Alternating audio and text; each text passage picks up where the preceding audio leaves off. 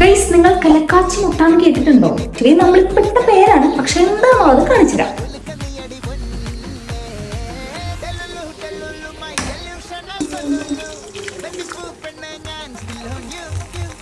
അയ്യോ,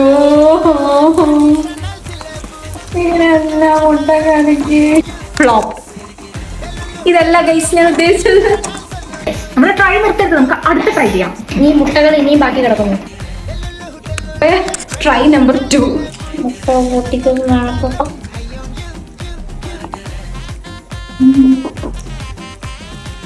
ഏകദേശം റെഡിയായി ഗായ്സ്.